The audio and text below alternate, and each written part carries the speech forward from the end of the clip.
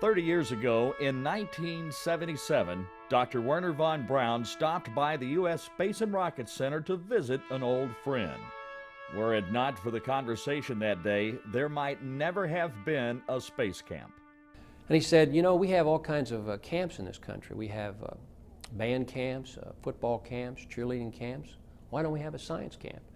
And that was the beginning of what has become Space Camp. Buckbee talked with von Braun about the idea at least one more time before he died later that year. And although the visionary was gone, the vision remained. But his thought was not just have a camp, but have a place where you can encourage young men and women to become engineers. It would be 5 years before Space Camp opened its doors. Just over 700 youngsters took part that first year, but enrollment was growing steadily. The timing was good, the subject was right, and it clicked well, you know. And I thought we'd probably do, 1,000 youngsters a summer until Hollywood discovered Space Camp. And that was the one single event that put this place on the map, was the movie Space Camp.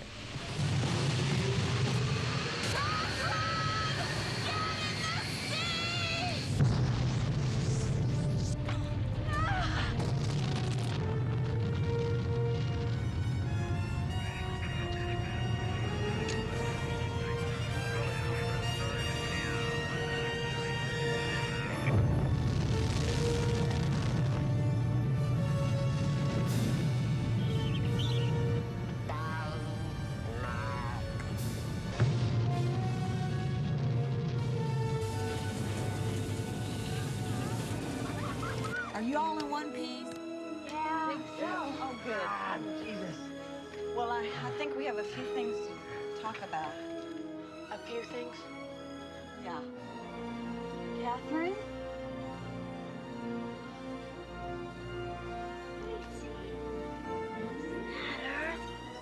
Sure is, Max. Turns out that they were easier to deal with than I thought, because Space Camp didn't need a lot of extra Hollywood influence. It was a strong product in itself.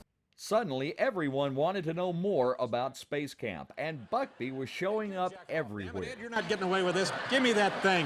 Come on. Ed Buckbee, ladies and gentlemen. And I can't go anywhere, it seems like, anymore in a airport or a hotel and not run into someone who either was in Space Camp or their youngster was in Space Camp, and tell me about the experience, how it affected them, and that's the great thing about Space Camp that I take away, is the impact that Space Camp had on so many youngsters. Right? Now you know more dress. Yeah. Ed Buckbee retired in 1994, leaving behind the legacy we are celebrating tonight. Looking back, he says he always felt he had the best job in the country.